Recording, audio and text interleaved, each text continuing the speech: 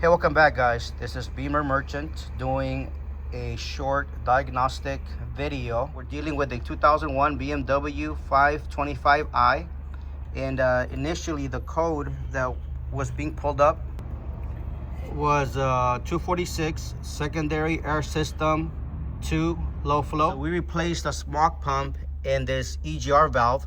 We cleared the coats and it ran properly for a couple miles, 10, 15, 20 miles.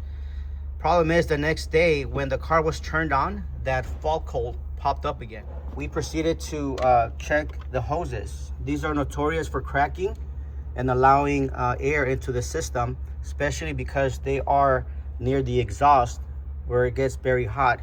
Luckily, we are very fortunate because as we're following this hose that connects here, the other end, which is right there, it was cracked. It was just like this.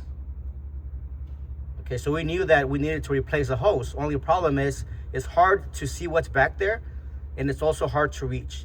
So we'll show you what the where this hose is connected.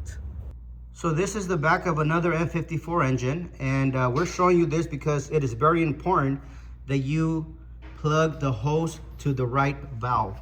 So the hose that we were dealing with came back here to the engine, as you can see, and it connected right here. This is the electric valve back here. This valve is only found on earlier models from like 99 to 2002. And this is the non-return valve. And all these hoses are prone to break. And also too, on this side, there's supposed to be a cap. I hope this video helps you. If you have any questions, drop them in the comments, and we'll also post another video with the outcome. In the meantime, thank you for watching. You guys have an awesome day. Take care.